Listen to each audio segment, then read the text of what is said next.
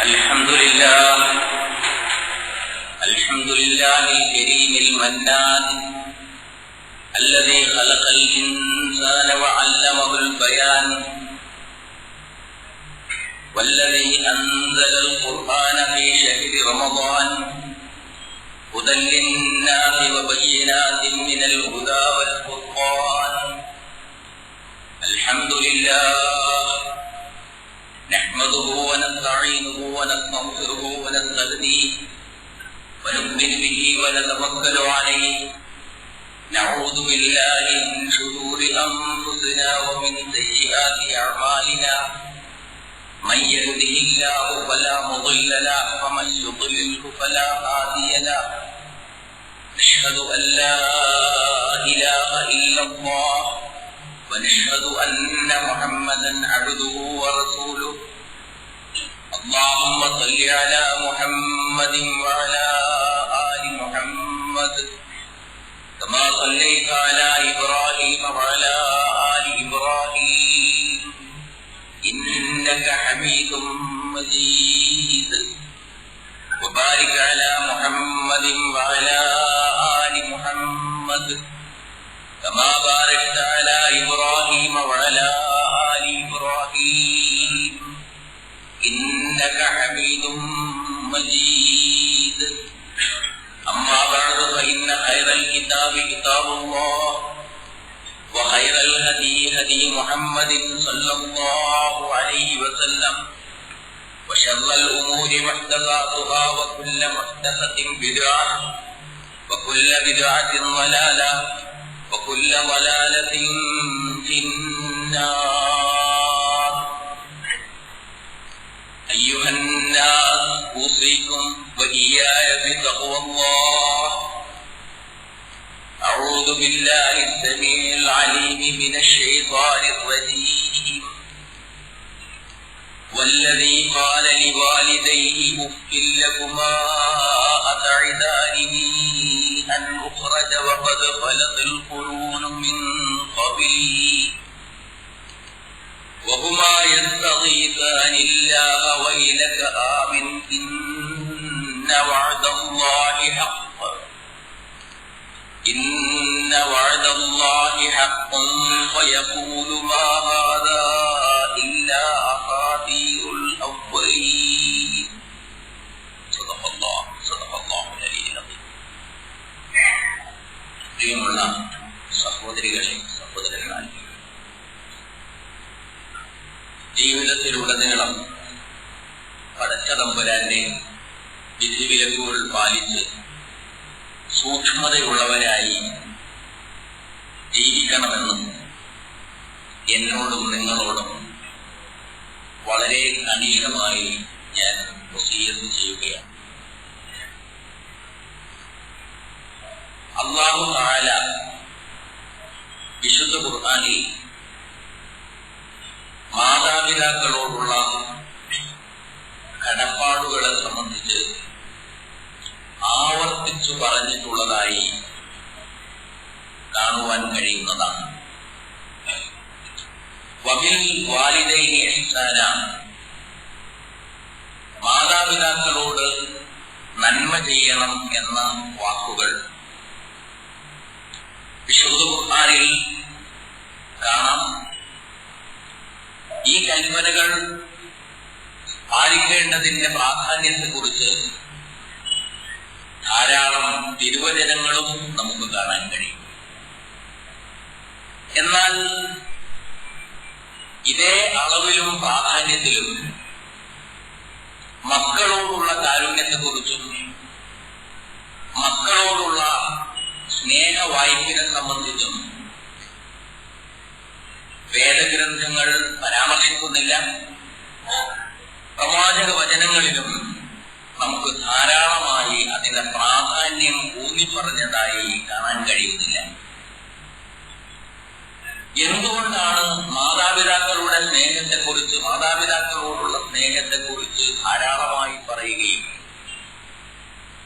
കുട്ടികളോടുള്ള കാരുണ്യത്തെക്കുറിച്ച് കുറച്ചു മാത്രം പറയുകയും ചെയ്തിട്ടുള്ളത് എന്ന് ചോദിച്ചാൽ അതിനുള്ള മറുപടി കുട്ടികളോടുള്ള സ്നേഹം ജന്തു സഹജമായി തന്നെ മനുഷ്യനിൽ നിലീനമാണ്.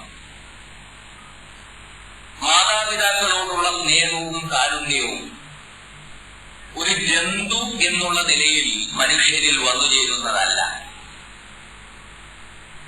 മനുഷ്യൻ എന്ന നിലയ്ക്ക് അവന്റെ മനുഷ്യത്വത്തിന്റെ തികവിനു വേണ്ടി മനുഷ്യരിൽ ബോധപൂർവം ഉണ്ടാക്കിയെടുക്കേണ്ടുന്ന ഒരു ഗുണമാണ് മാതാപിതാക്കളോടുള്ള സ്നേഹം എന്ന് പറയുന്നത്. കുട്ടികളോടുള്ള സ്നേഹം ജന്തു സഹജമാണ്. കുട്ടികളെ സ്നേഹിക്കണം, കുട്ടികളോട് കാരുണ്യം കാണിക്കണം, കുട്ടികളോടുള്ള കടപ്പാടുകൾ നിർവഹിക്കണം എന്ന് പ്രേരിപ്പിക്കേണ്ട ഒരു കാര്യവുമില്ല. അതേ അവസരത്തിൽ കുട്ടികളെ സ്നേഹിക്കുമ്പോൾ എങ്ങനെ സ്നേഹിക്കണം, അതിൽ എന്തെന്തൊക്കെ മര്യാദകൾ പാലിക്കണം എന്നതിനെ സംബന്ധിച്ചുള്ള നിർദ്ദേശങ്ങൾ പ്രവാചക വചനങ്ങളിൽ ധാരാളമായി നമുക്ക് കാണാൻ കഴിയുന്നത്. കുട്ടികളോട് കാരുണ്യം കാണിക്കണം, കുട്ടികളെ സ്നേഹിക്കണം എന്ന പ്രേരണ ഖുർആനോ പ്രവാചകനോ പറയേണ്ടതില്ല. അത് ജന്തു സഹജമായി മനുഷ്യരിലുള്ളത് തന്നെയാണ്. ഏതു ജന്തുക്കൾക്കും കുഞ്ഞുങ്ങളോട് സ്നേഹവും കാരുണ്യവും. കാക്കക്കും തൻകുഞ്ഞു പൊൻകുഞ്ഞു തന്നെ എന്ന് നാം സാധാരണ പറയാറ്. കോഴികളെ നിങ്ങൾ ശ്രദ്ധിച്ചിട്ടുണ്ടായിരിക്കും. ഒരു പരുന്ത് ആകാശത്തൂടെ പറന്നുപോയാൽ മതി, പൂവൻകോഴി ഒരു ശബ്ദമുണ്ടാക്കും. പൂവൻകോഴിയുടെ ആ ശബ്ദം കേട്ടാൽ ഉടനെ തന്നെ പെടക്കോഴി വളരെ ചെറിയ മറ്റൊരു ശബ്ദം ഉണ്ടാക്കും. ആ ശബ്ദം പെടക്കോഴി പ്രകടിപ്പിച്ചു കഴിഞ്ഞാൽ ഉടനെ കോഴിക്കുഞ്ഞുങ്ങളെല്ലാം പെടക്കോഴിയുടെ അടുത്തു വരും. ആ സമയത്ത് പെടക്കോഴി അതിന്റെ കാരുണ്യത്തിന്റെ ചെലവുകൾ ജനാഹുല്ലി റഹ്മ എന്ന് വിശേഷിപ്പിക്കാവുന്ന തരത്തിൽ കാരുണ്യത്തിന്റെ ചിറകുകൾ ഈ കുഞ്ഞുങ്ങളുടെ പേരിൽ വിരിച്ചു കൊടുക്കും. ആ ചിറകിനുള്ളിലാണ് പിന്നീട് കുഞ്ഞിന് സുരക്ഷിതത്വം ഉണ്ടാകുന്നത്. പക്ഷെ ഈ കുഞ്ഞ് വളർന്നു വലുതായി ഒരു വലിയ പൂങ്കോഴിയായതിനു ശേഷം ആ കോഴി ഒരിക്കലും ചിന്തിക്കില്ല ഇത് എന്റെ അമ്മയാണ്, അമ്മ വരുമ്പോ എഴുന്നേറ്റ് നിൽക്കേണ്ടതുണ്ട്, അമ്മയോട് കാരുണ്യം കാണിക്കേണ്ടതുണ്ട്, അമ്മയ്ക്ക് അസുഖമായാൽ ചികിത്സിക്കേണ്ടതുണ്ട് എന്ന് കോഴി വിചാരിക്കില്ല. കാരണം അത് ജന്തു സഹജമായിട്ടുള്ള ഒരു ഗുണമല്ല. കാട്ടിയെ സംബന്ധിച്ച് നിങ്ങൾ കേട്ടിട്ടുണ്ട്. കാട്ടി പ്രസവിച്ചു കഴിഞ്ഞാൽ കുട്ടി പുറത്തേക്ക് ഇറങ്ങിയത് സത്യമാണെങ്കിൽ ഉടനെ ഒരോട്ടം വെച്ചു കൊടുക്കും എന്നാണ്. ഭയങ്കരമായ ഓട്ടമാണ് കുട്ടി. എന്തിനാണ് ഓടുന്നത്? കാട്ടിക്ക് കുഞ്ഞിനോട് സ്നേഹം ഇല്ലാത്തത് കൊണ്ടല്ല, സ്നേഹം ഉള്ളത് കൊണ്ടാണ്. പ്രസവിച്ചു കഴിഞ്ഞാൽ കുഞ്ഞിനെ നക്കിത്തുടക്കുക എന്നത് എല്ലാ മൃഗങ്ങളും സ്വീകരിക്കുന്ന ഒരു രീതിയാണ്. അത് കാരുണ്യത്തിന്റെ ലക്ഷണമാണ്, സ്നേഹത്തിന്റെ പ്രകടനമാണ്. പക്ഷെ കാട്ടി കുഞ്ഞിന്റെ ആ ഇളം തൊലിയുള്ള ശരീരത്തിൽ നക്കിത്തുടക്കുമ്പോൾ കാട്ടിയുടെ നാവിലുള്ള കൂർത്തുമൂർത്ത ശൽക്കങ്ങൾ കുഞ്ഞിന്റെ ഇളം തൊലിയിൽ തട്ടുകയും ആ തൊലി നീങ്ങിപ്പോവുകയും ചെയ്യുമെന്നതുകൊണ്ട് പടച്ചവൻ ഈ കുഞ്ഞിനോട് പറഞ്ഞിരിക്കുകയാണ്, കുഞ്ഞെ നീ ഓടിക്കോ, നീ ഓടിയിട്ടില്ലെങ്കിൽ നിന്റെ അമ്മ സ്നേഹിച്ചു കളയും എന്ന്. അപ്പൊ കാക്കക്ക് തൻകുഞ്ഞു പൊൻകുഞ്ഞു തന്നെ എന്ന് പറയുന്നത് പോലെ ഈ ദുനിയാവിലെ എല്ലാ ജീവികൾക്കും അവയുടെ കുട്ടികളോട് സ്നേഹവും കാരുണ്യവുമുണ്ട്. ഒരിക്കൽ റസൂലുള്ളാഹി സ്വല്ലല്ലാഹു അലൈഹി വസല്ലം സഹാബി വര്യന്മാരോടൊപ്പം ഇരിക്കുകയാണ്. ആ സമയത്ത് റസൂൽ ദൂരേക്ക് ചൂണ്ടിക്കാണിച്ചു, നോക്കൂ, ഒരാള് അതിന്റെ കുഞ്ഞിന് പാല് കൊടുക്കുന്നത് നിങ്ങൾ കാണുന്നുണ്ടോ? സഹാബിമാർ പറഞ്ഞു, ഞങ്ങൾ കാണുന്നുണ്ട്. ആ ആട് കുഞ്ഞിനെ ചവിട്ടിപ്പോകുമെന്ന് ഭയന്ന് കുഞ്ഞിനെ അതിലേക്ക് വളരെ സുഗമമായി എത്തിച്ചേരുന്നതിന് വേണ്ടി എല്ലാം കാൽ പൊക്കിക്കൊടുക്കുന്നത് നിങ്ങൾ കാണുന്നില്ലേ? ആടിന് അല്ലാഹു നൽകിയിട്ടുള്ള കാരുണ്യമാണത്. ഈ അമ്മയ്ക്ക് മാത്രമല്ല, ലോകത്തുള്ള എല്ലാ ജന്തുജാലങ്ങൾക്കും അവരുടെ മക്കളോട് കാരുണ്യവും സ്നേഹവും നൽകിയിട്ടുണ്ട്. ലോകത്ത് മുഴുവൻ നൽകപ്പെട്ടിട്ടുള്ള മുഴുവൻ കാരുണ്യവും പക്ഷേ അല്ലാഹുവിന്റെ കാരുണ്യവുമായി ബന്ധപ്പെടുത്തി നോക്കിയാൽ വളരെ ചെറുതാണ്. ഒരു വലിയ പാരാവാരത്തിൽ നിന്ന് ഒരു പക്ഷി അതിന്റെ കൊച്ചുകൊക്കിൽ ഒരു പ്രാവശ്യം കൊത്തിയെടുക്കുന്ന വെള്ളം എത്രയാണോ അതാണ് ലോകത്തെ എല്ലാ ജീവജാലങ്ങൾക്കുമായി നൽകപ്പെട്ടിട്ടുള്ള കാരുണ്യം എന്ന് അല്ലാഹു പറയുകയാണ്. ആ വലിയ പാരാവാരവും ഈ കൊച്ചു പക്ഷിയുടെ കൊച്ചുകൊക്കിൽ ഒരു പ്രാവശ്യം കൊത്തിയെടുക്കുന്ന വെള്ളവും തമ്മിൽ ഒരു താരതമ്യത്തിന് നിങ്ങളുടെ മനസ്സും ബുദ്ധിയും പാകമാണെങ്കിൽ അല്ലാഹുവിന്റെ വിശാലമായ കാരുണ്യവും ലോകത്ത് നൽകപ്പെട്ടിട്ടുള്ള മുഴുവൻ കാരുണ്യവും നിങ്ങൾക്ക് താരതമ്യം ചെയ്യാവുന്നതാണ് എന്ന് റസൂലുള്ളാഹി സ്വല്ലല്ലാഹു അലൈഹി വസല്ലം അനുചരന്മാരെ പഠിപ്പിക്കുകയാണ്. ഞാൻ പറയാൻ ഉദ്ദേശിച്ച ഇന്നത്തെ പോയിന്റ്, ജന്തുജാലങ്ങളിൽപ്പെട്ട എല്ലാ ജീവജാലങ്ങൾക്കും അല്ലാഹു സുബ്ഹാനഹു വ തആല മക്കളോടുള്ള കാരുണ്യം നൽകിയിട്ടുണ്ട്. ആ കാരുണ്യത്തിന്റെ ഭാഗമായി അല്ലാഹു നമ്മിലും നമ്മുടെ മക്കളോടുള്ള കാരുണ്യം നിക്ഷേപിച്ചിട്ടുണ്ട്.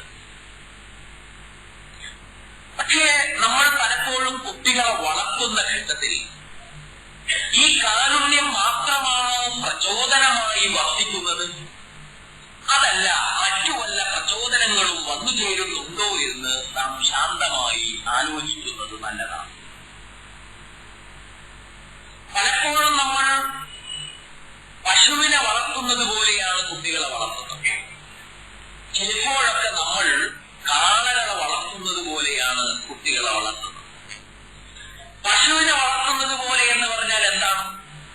പശുവിനെ വളർത്തുമ്പോ നമ്മുടെ മുന്നിലുള്ളത് പശു വലുതാവണം, അത് പ്രസവിക്കണം, അത് പാൽ തരണം, അതിന് കുട്ടികളുണ്ടാകണം, ആ കുട്ടികളും വലുതാവണം, ആ കുട്ടികളും വലുതായതിനു ശേഷം അവയും പ്രസവിക്കണം, എന്നിട്ട് അവയും പാൽ തരണം.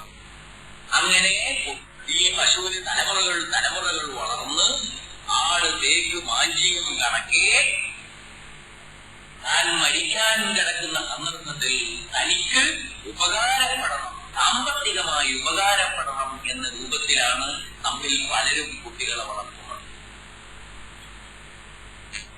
ഇത് പശുവിനെ വളർത്തുന്നത് പോലെയുള്ള ഒരു വളർത്തലാണ്. വേറെ ചില ആളുകൾ കാളയെ വളർത്തുന്നത് പോലെ കുഞ്ഞുങ്ങളെ വളർത്തുന്നത് കാണാം. കാളയെ വളർത്തുക എന്ന് പറഞ്ഞാൽ എങ്ങനെയാണ്? കാളകൂട്ടിന് കൊണ്ടുപോകുന്ന കാളയെ ഭക്ഷണം കൊടുത്ത് തേച്ച് മിനുക്കി നന്നാക്കിയെടുത്ത് വളർത്താം.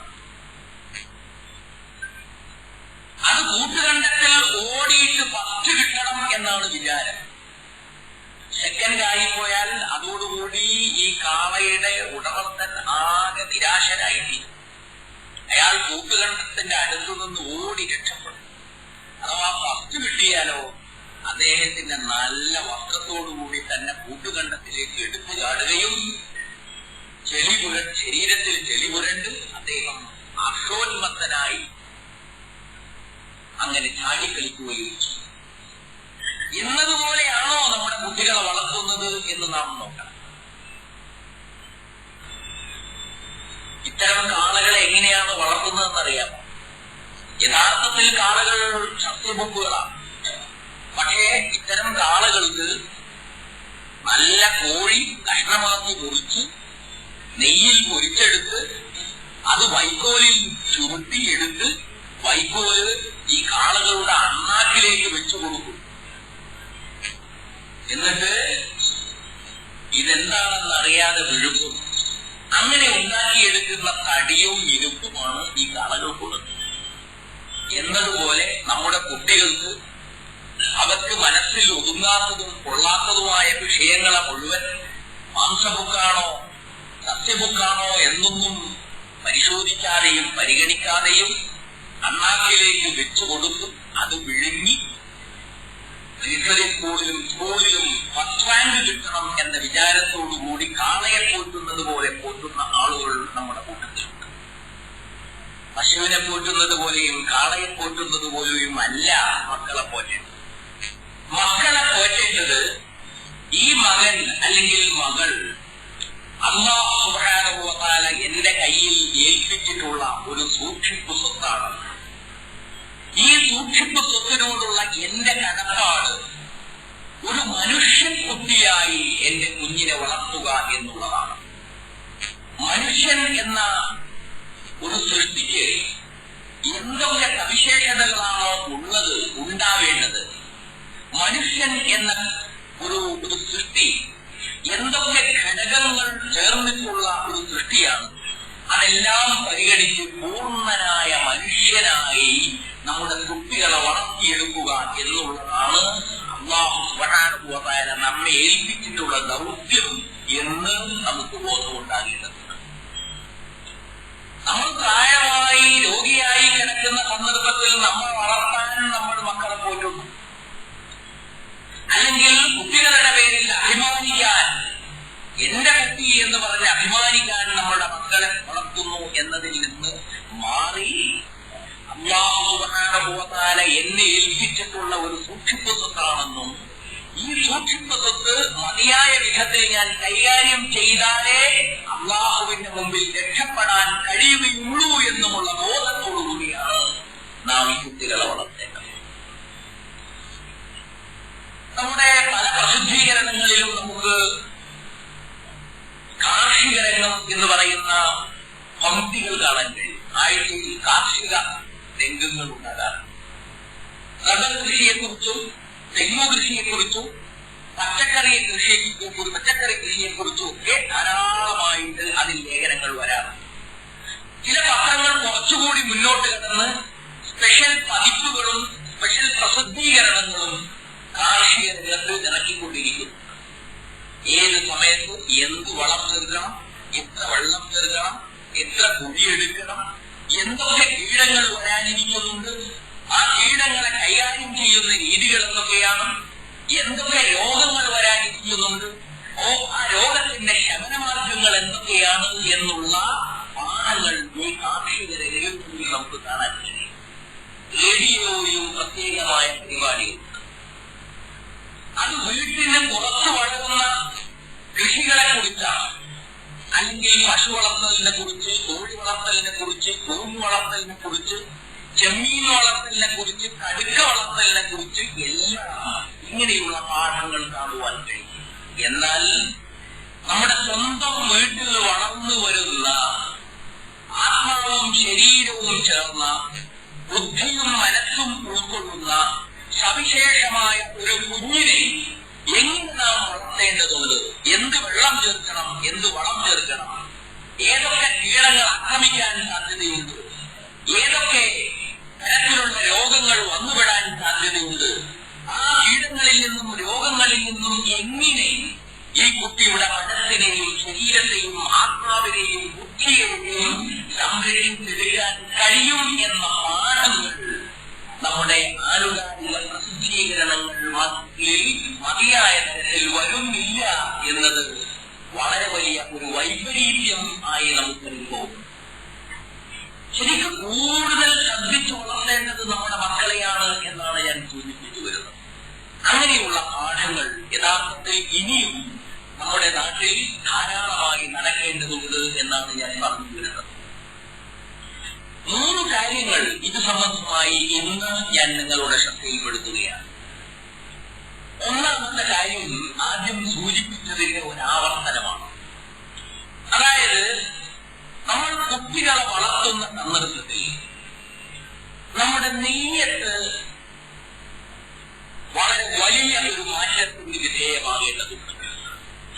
അല്ലാഹുവിന്റെ വജുദ്ദേശിച്ചുകൊണ്ട് അല്ലാഹുവിന് തൃപ്തിപ്പെടുന്ന വിധം അല്ലാഹുവിന്റെ തൃപ്തിയുള്ള ഒരു മനുഷ്യനെ വളർത്തിയെടുക്കുക എന്നത് എന്റെ കുഞ്ഞിനെ വളർത്തുക എന്നതിന്റെ ലക്ഷ്യം എന്ന് നമ്മൾ മനസ്സാ തീരുമാനിക്കണമെന്നതാണ് ഒന്നാമത്തെ കാര്യം. ഇത് തീരുമാനിച്ചു കഴിഞ്ഞാൽ രണ്ടാമതായി വരുന്നത് നമ്മുടെ കുട്ടികളെ നമ്മളോടൊപ്പം ജീവിക്കാൻ അനുവദിക്കുക എന്നുള്ളതാണ്. അൽസിമു ഔലാദക്കും വഅഹ്സിനു അദബക്കും. നിങ്ങൾ നിങ്ങളുടെ മക്കളെ നിങ്ങളോട് ചേർത്തു നിർത്തുക. മാത്രമല്ല അവർക്ക് നിങ്ങൾ മര്യാദ പഠിപ്പിക്കുകയും ചെയ്യുക. നിങ്ങളിൽ നിന്ന് നിങ്ങളുടെ സാന്നിധ്യത്തിൽ, നിങ്ങളുടെ സഹവാസത്തിൽ, നിങ്ങളുടെ പരിലാളനയിൽ, നിങ്ങളുടെ സ്നേഹാനുകമ്പയിൽ ആണ് നിങ്ങളുടെ കുട്ടിയുടെ വ്യക്തിത്വം വളർന്നു വരേണ്ടത് എന്ന് നിങ്ങൾ ആലോചിക്കണം. കുട്ടിയെ സംബന്ധിച്ചിടത്തോളം നിങ്ങളാണ് അവന്റെ മോഡൽ. നിങ്ങളെ കണ്ടും നിങ്ങളെ അറിഞ്ഞും നിങ്ങളിൽ നിന്ന് ഉൾക്കൊണ്ടും പഠിക്കുമ്പോഴാണ് കുട്ടിക്ക് മാനസികമായും ബുദ്ധിപരമായും ആരോഗ്യമുണ്ടായിത്തീരുക. അതുകൊണ്ട് അൽസിമു ഔലാദക്കും, നിങ്ങൾ നിങ്ങളുടെ മക്കളെ നിങ്ങളോട് ചേർത്തു നിന്നുക. വഅഹ്സിനു അദബക്കും, എന്നിട്ട് നിങ്ങൾ അവരെ അദബ് പഠിപ്പിക്കുക. ഇതാണ് രണ്ടാമത്തെ പോയിന്റ്. മൂന്നാമത്തെ മുഖ്യമായ പോയിന്റ് എന്താണെന്ന് ചോദിച്ചാൽ, നിങ്ങൾ കുട്ടികളെ വളർത്താൻ ആഗ്രഹിക്കുന്നുവെങ്കിൽ, സന്തുലിതമായ ഒരു വ്യക്തിത്വം അവരിൽ വളർന്നു വരണം എന്ന് നിങ്ങൾ ആഗ്രഹിക്കുന്നുവെങ്കിൽ, നിങ്ങളുടെ മാതൃകയിലൂടെ മാത്രമേ അത് സാധ്യമാവുകയുള്ളൂ എന്ന് നിങ്ങൾ മനസ്സിലാക്കുക. നിങ്ങൾ കുട്ടികളോട് എന്ത് പറയുന്നു എന്നുള്ളതല്ല പ്രധാനം, നിങ്ങളിൽ നിന്ന് കുട്ടികൾക്ക് എന്തനുഭവിക്കാൻ കഴിയുന്നു എന്നുള്ളതാണ് പ്രധാനം. കുട്ടികളോട് നമ്മൾ നല്ലത് മാത്രം കൽപ്പിക്കുന്നു. ചീത്ത കാര്യങ്ങൾ എന്തൊക്കെയുണ്ടോ അതിനെ സംബന്ധിച്ച് കണിശമായി നാം താക്കീത് തരും. അല്ലാഹുവിന്റെ ശിക്ഷയെ സംബന്ധിച്ച് നാം ഭീതിപ്പെടുത്തുന്നു. ഇവിടെ നിന്ന് ലഭിക്കാനിരിക്കുന്ന ദുരന്തങ്ങളെ കുറിച്ച് പറഞ്ഞ് മനസ്സിലാക്കി കൊടുക്കുന്നു. മാത്രമല്ല, തെറ്റി പ്രവർത്തിക്കുകയാണെങ്കിൽ വടിയെടുത്ത് തൊട്ട അടിയും നൽകുന്നു. ഇതല്ല പ്രധാനം. പ്രധാനം നല്ലത് നമ്മിൽ നിന്ന് കുട്ടികൾക്ക് അനുഭവിക്കുവാൻ കഴിയുക എന്നുള്ളതാണ്.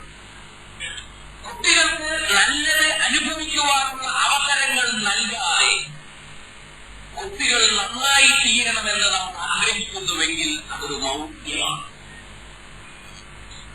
ഞാൻ കണ്ടും എന്റെ മക്കൾ കരുതരുത്, ഞാൻ കള്ളുകുടിക്കും എന്റെ മക്കൾ കള്ളുകുടിക്കരുത്, ഞാൻ പങ്കപ്പാന കഴിക്കും എന്റെ കുട്ടികൾ അത് കഴിക്കരുത്, ഞാൻ മയക്കുമരുന്ന് ഉപയോഗിക്കും എന്റെ കുട്ടികൾക്ക് അത് പാടില്ല, ഞാൻ മോഷ്ടിക്കും എന്റെ കുട്ടികൾ അത് ചെയ്യരുത്, ഞാൻ വ്യഭിചരിക്കും എന്റെ കുട്ടികൾ വ്യഭിചരിക്കാൻ പാടില്ല എന്ന് ആരെങ്കിലും വിചാരിക്കുന്നുണ്ടെങ്കിൽ അത് നടപ്പില്ലെന്ന് മാത്രമല്ല, അത് ഗുരുതരമായ കാപട്യവുമാണ്. അർത്ഥശങ്കത്തിടയില്ലാത്ത വിധം ഞാൻ പറയുന്നു, നാം നന്നാവാതെ നമ്മുടെ ഭാവിയുടെ തലമുറ നന്നാവും എന്ന് നാം പ്രതീക്ഷിക്കുന്നുണ്ടെങ്കിൽ അത് മൗഢ്യമാണ്. ഇന്ന് കേരളത്തിലെ പ്രൈമറി സ്കൂളുകളിലും സെക്കൻഡറി സ്കൂളുകളിലും വളരെ പ്രധാനപ്പെട്ട ഒരു പരിപാടി നടന്നുകൊണ്ടിരിക്കുന്നു. 2 ദിവസം മുമ്പ് ആ പരിപാടിയുടെ ഔപചാരികമായ സംസ്ഥാനതല ഉദ്ഘാടനം നടക്കുകയുണ്ടായി. എന്റെ നന്മ എന്നാണ് ആ പരിപാടിയുടെ പേര്. എന്റെ നന്മ നാടിന്റെയും നന്മ എന്ന തലക്കെട്ടിലുള്ള ഒരു പരിപാടിയാണ്. ഓരോ സ്കൂളിലും ബോധവൽക്കരണം നടത്തണം. കുട്ടികൾക്കായുള്ള കവിതാ മത്സരങ്ങളും ചെറുകഥാ മത്സരങ്ങളും സംഘടിപ്പിക്കണം. കുട്ടികൾക്ക് ആയിട്ടുള്ള ഉപദേശ ക്ലാസുകളും കൗൺസിലിംഗ് പരിപാടികളും സംഘടിപ്പിക്കണം എന്നൊക്കെയാണ് ഈ പരിപാടികളിൽ നിർദ്ദേശിക്കപ്പെട്ടിട്ടുള്ളത്. വളരെ സന്തോഷകരമായ ഒരു കാര്യമാണ്.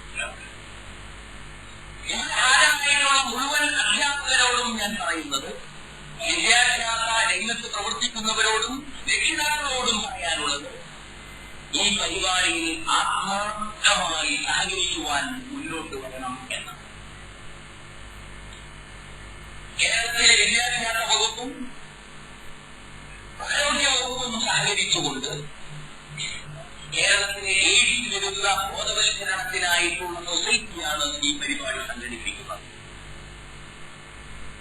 സാധാരണ വിദ്യാഭ്യാസ വകുപ്പിന്റെ ഭാഗത്തു നിന്നും ഇത്തരത്തിലുള്ള ധാർമ്മികവും സദാചാരപരവുമായ കാൽവെപ്പുകൾ വളരെ കുറച്ചു മാത്രമേ ഉണ്ടാകാവൂ. പക്ഷേ ഇപ്പോൾ ഇങ്ങനെയുള്ള ചില സ്റ്റെപ്പുകൾ എടുക്കാനുള്ള സമ്മർദ്ദങ്ങൾ ഏതായിരുന്നാലും യഥാർത്ഥത്തിൽ അത് ഗുണപ്രദമാണെന്നും ഫലപ്രദമായി ഉപയോഗപ്പെടുത്തപ്പെടേണ്ടതാണെന്നും അറിഞ്ഞുകൊണ്ട് തന്നെ സൂചിപ്പിക്കാറുള്ളത്. ഞാൻ അവസാനമായി പറഞ്ഞ പോയിന്റ് ഇതിലേക്ക് ചേർത്ത് വായിക്കേണ്ടുന്ന കാര്യമാണ്. അതായത് നമ്മുടെ തലമുറ നന്നാകാതെ അടുത്ത തലമുറയെ നാം പഠിപ്പിക്കാൻ തീരുമാനിച്ചാൽ അത് ശരിയാകുന്ന കാര്യമല്ല എന്നുള്ളത്. നിങ്ങൾ ആലോചിച്ച് നോക്കൂ. നമ്മുടെ ഭരണതലത്തിലുള്ളവരും ഉദ്യോഗ തലത്തിലുള്ളവരും വളരെ മോശം ഇമേജുള്ളവരാണ്. അങ്ങനെ ഏറ്റവും ചീത്തയായ ഇമേജുള്ള, രാജി വെക്കണമോ വെക്കണ്ടയോ എന്ന് സംശയിക്കുന്ന, വെക്കാൻ കൂട്ടാകാത്ത, പലതരത്തിലുള്ള വൃത്തികേടുകളും ചെയ്തുകൊണ്ടിരിക്കുന്ന പല ആളുകളും ചേർന്നു നിന്നുകൊണ്ട് നേതൃത്വം നൽകുന്ന ഒരു ക്യാമ്പയിനെ കുറിച്ച് നമ്മളുടെ കുട്ടികൾ വിലയിരുത്തുന്ന ഒരു രീതി ഉണ്ടാകും എന്ന് നമ്മൾ മനസ്സിലാക്കുന്നത് നല്ലതാണ്. നല്ല കാര്യങ്ങൾ പറയാൻ, നല്ല കാര്യങ്ങൾ ചെയ്യുന്നവരായിരിക്കണം എന്ന് നാം വാശി പിടിച്ചേ പറ്റൂ. അടുത്ത തലമുറയെ നല്ലത് പഠിപ്പിക്കണമെങ്കിൽ നാം നല്ലത് ചെയ്തേ പറ്റൂ, നല്ലത് ചെയ്യുന്നവരെ കൊണ്ട് നല്ലത് പഠിപ്പിക്കേ പറ്റൂ എന്ന് വാശി പിടിക്കുവാൻ നമുക്ക് സാധ്യമാകുന്നതാണ്. അങ്ങനെ സാധ്യമാകാത്ത കാലത്തോളം ഇത്തരം പ്രചാരണ പരിപാടികൾ കേവലമായ ജാഥകൾ മാത്രമായിട്ടേ ഉള്ളൂ എന്നുകൂടി നാം മനസ്സിലാക്കണം. ഏതായാലും നമ്മുടെ ആരോഗ്യവകുപ്പും വിദ്യാഭ്യാസ വകുപ്പും അതുപോലെ ഇത്തരം ചില വകുപ്പുകളും ചേർന്നുകൊണ്ട് നമ്മുടെ മുമ്പിൽ ഒരു പ്രധാനപ്പെട്ട ഒരു കാര്യം എടുത്തിരിക്കുകയാണ്. ഈ കാര്യം മുഖവിലക്കെടുത്തുകൊണ്ട് നാം സ്വന്തം നിലയിൽ നമ്മുടെ മക്കൾക്ക് എന്ത് ചെയ്യാൻ കഴിയും എന്നാലോചിക്കേണ്ടതാണ്. പ്രത്യേകിച്ച് കോഴിക്കോട് പട്ടണത്തിൽ മയക്കുമരുന്ന് വളരെ വ്യാപകമാണ്, മദ്യം വളരെ വ്യാപകമാണ്. വ്യഭിചാരത്തിന്റെ എല്ലാ അതിർവരമ്പുകളും വിട്ടുകഴിഞ്ഞിരിക്കും. നമ്മുടെ ഭരണക്കാരും നമ്മുടെ കോടതി വരെയും ചെയ്യുന്നത് ഇത്തരം കാര്യങ്ങൾ നടന്നു പോകുന്നതിനേക്കുള്ള ലൈസൻസ് നൽകുകയാണ്. എന്ത് വൃത്തികേടുകളും കാണിക്കാം, അല്പം കാശ് കയ്യിലുണ്ടെങ്കിൽ എന്ന് പറയുന്ന രീതിയിൽ കാര്യങ്ങൾ എത്തിപ്പെടുന്നത് കൊണ്ട് സമൂഹത്തിൽ വൃത്തികേടുകൾ പരത്താൻ ആഗ്രഹിക്കുന്ന ആളുകൾക്ക് നേതൃത്വത്തെ ലഭിക്കുകയും അവർക്ക് സംരക്ഷണം ലഭിക്കുകയും ചെയ്യുന്ന ഒരന്തരീക്ഷമുള്ളതുകൊണ്ട് കണ്ണുകൾ ജാഗ്രതയായിരിക്കണമെന്നും നമ്മുടെ മക്കളെ നാം തന്നെ സംരക്ഷിക്കണമെന്നും വളരെ ഉന്നതമായി എന്നാൽ വളരെ ഗൗരവമുള്ള നിങ്ങളെ ഉണർത്തുകയാണ്. അല്ലാഹു സുബ്ഹാനഹു വ തആല നമ്മുടെ മക്കളെ ഏറ്റവും സന്തുലിതമായ ഇസ്ലാമിക വ്യക്തിത്വത്തോടുകൂടി വളരുവാനുള്ള സൗകര്യം നൽകി അനുഗ്രഹിക്കുമാറാകട്ടെ. അപ്പോൾ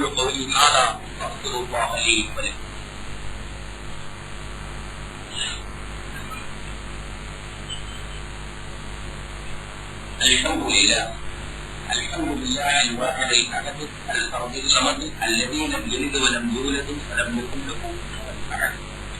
صلى الله على محمد وعلى آله صلاة بلا عدد باقية من الأبد. إن الهموم إلا الإصلاح ما استطعت وما توفيقي إلا بالله عليه توكلت وإليه أنيب. رب اشرح لي صدري ويسر لي أمري واحلل عقدة من لساني يفقهوا قولي. يا أيها الذين آمنوا اتقوا الله حق تقاته ولا تموتن إلا وأنتم مسلمون. പ്രിയമുള്ള സഹോദരിമാരെ സഹോദരന്മാരെ, അല്ലാഹുവിനെ കുറിച്ച് ജീവിക്കണമെന്ന് ഒന്നുകൂടി ഞാൻ നിങ്ങളോടും എന്നോടെന്നപോലെ ഇന്നപോലും വളരെ കണിഷ്ഠമായി ചെയ്യുകയാണ്. ഇസ്ലാമിന്റെയും മുസ്ലിങ്ങളുടെയും അല്ലാഹുവെ ലോകത്തെങ്ങും ആകാംക്ഷയോടുകൂടി നിലനിന്നുകൊണ്ടിരിക്കുന്ന ഇസ്ലാമിക സമൂഹത്തിന് ഈ മനസ്സമാധാനം നൽകേണ്ടത് തമ്പുരാൻ. അപകടത്തിൽപ്പെട്ട് മരിച്ചുപോയ ആളുകൾക്ക് സ്വർഗം നൽകുകയും ജീവിച്ചിരിക്കുന്ന ആളുകൾ, പരിപൂർത്തിയ ആളുകൾ നീ ആശ്വാസം നൽകുകയും ചെയ്യണം. അല്ലാഹു ഞങ്ങളുടെ നാട്ടിൽ നിന്ന്, നമ്മുടെ നാട്ടിൽ നിന്ന് എത്തിനുപോയ എല്ലാ ആളുകൾക്കും സുഖമായി തിരിച്ചെത്താനുള്ള അവസരം നൽകേണ്ടത്. اللهم أعز الإسلام والمسلمين، اللهم أذل الشرك والمشركين، اللهم أذل الكفر والكافرين، اللهم أعز الإسلام والمسلمين، اللهم اغفر للمؤمنين والمؤمنات والمسلمين والمسلمات الأحياء منهم والأموات إنك مجيب الدعوات يا قاضي الحاجات. طيب الصلاة واجعل الجنة مثواهم. اللهم أجرنا من النار، اللهم أجرنا من النار، اللهم أجرنا من النار.